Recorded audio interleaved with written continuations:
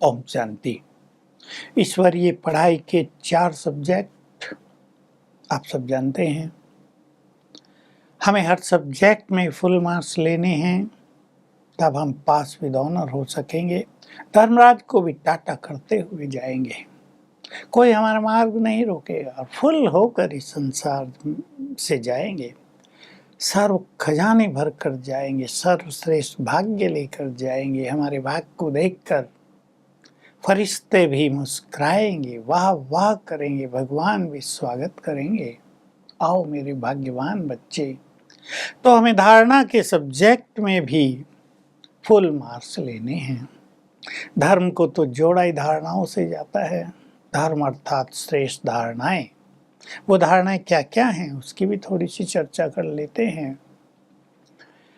हम सब जानते हैं हमारे पास अनेक धार्मिक ग्रंथ हर धर्म में प्रारंभ से ही चलते आए हैं। जब से धर्म की स्थापना हुई किसी भी धर्म की, ये शास्त्र सबके धर्म ग्रंथ धर्म पिताओं के द्वारा या बाद में आने वाले धर्म के नेताओं के द्वारा संसार को उस धर्म को दिए गए।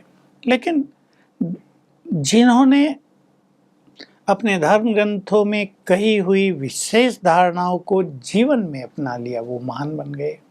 उन्हें धर्म का सुख मिलने लगा, उन्हें धर्म बल देने लगा, धर्म ने उन्हें पुण्य आत्माएं बना दिया। और जो केवल विद्वान बन गए, सुनने और सुनाने वाले बन गए, कथावाचक बन गए, वो भी ठीक है, जरूरी है प्रचार प्रसार, लेकिन उससे वो सब तो नहीं हो सकता ना जो जीवन में धारण करने से होता है।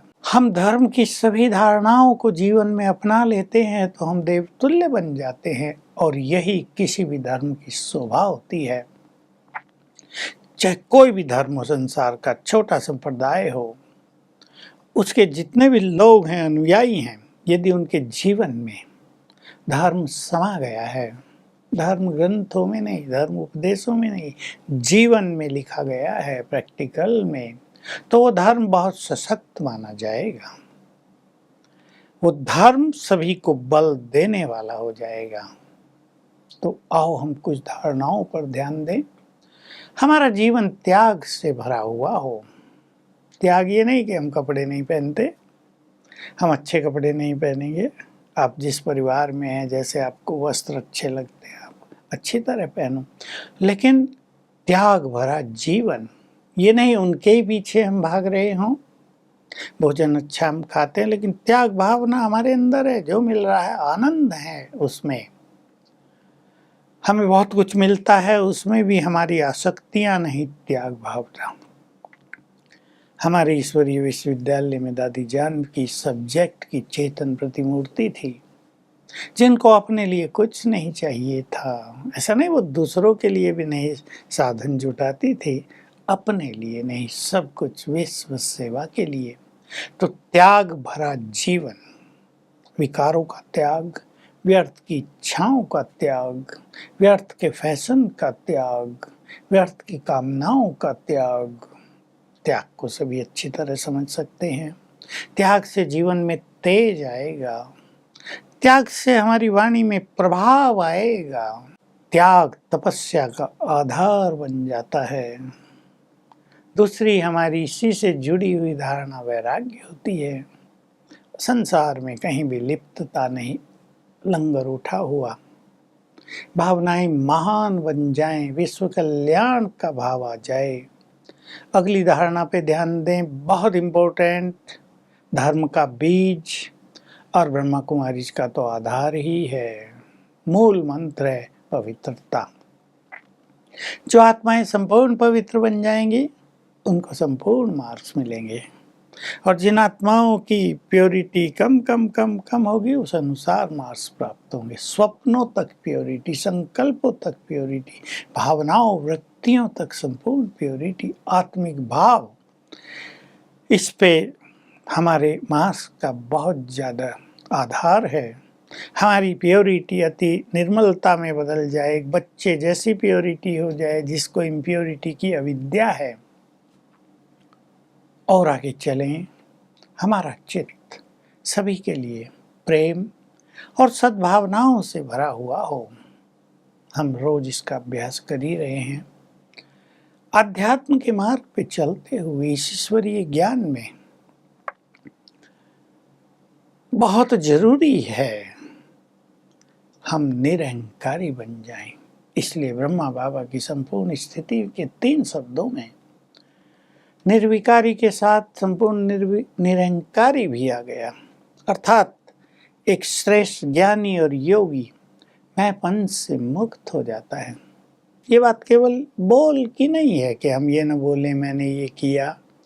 अब कहीं हमसे कोई पूछे भाई तुमने काम किया तो हम कहेंगे ना हाँ मैंने ही किया, वो अलग चीज़ है। लेकिन हमारे अंदर की भावनाओं में मैंपन न रह गया हो, सब ईश्वरीय शक्तियों से हो रहा है, हमारे साथ उसकी शक्तियाँ जुड़ी हुई हैं, हम उसके माध्यम हैं।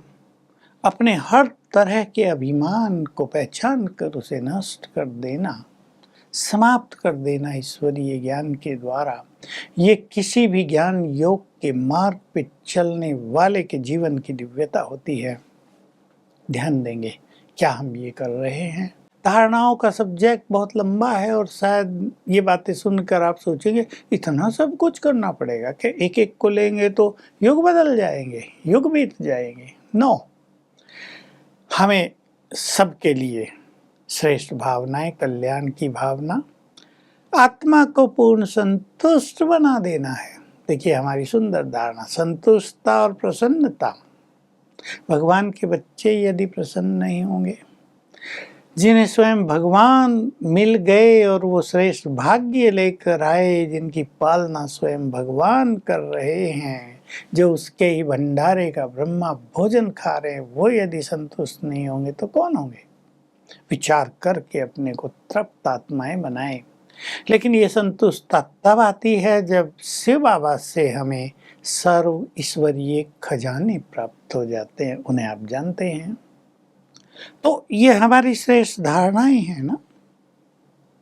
किसी को गुस्सा आता हो तो क्या उसे लोग ज्ञानी मानेंगे? कईयों को होता है, लंबा काल हो गया साधनाएं करते हुए, क्रोध नहीं गया, उसके मार्क्स कम होते ही जाते हैं, फुल मार्क्स उसे प्राप्त नहीं होते हैं।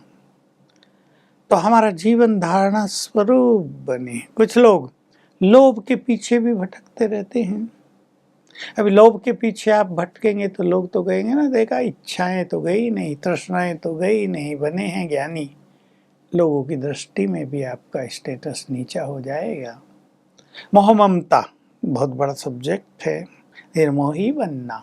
तो हम सभी इन धारणाओं पे ध्यान दें जिसकी हमने चर्चा योग युक्त जीवन में की है। न्यारे और प्यारे, अनासक्त, निर्मोही, ये ऊंची धारणाएं, अचल अडोल स्थिति, पावरफुल स्थिति, निर्भयता। तो एक 16 धारणाओं की आप लिस्ट बना लें, वो सब एक साथ आएंगी, एक एक पे वर्क करने की जरूरत नहीं पड़ेगी आपको। योग युक्त जीवन हो, ज्ञान का चिंतन हो, थोड़ा थोड़ा उन पे ध्यान दें तो वो धारणाएं जीवन में समाती जाएंगी और इस तरह हम संपूर्ण अंकों के अधिकारी बन जाएंगे। ओम शांति।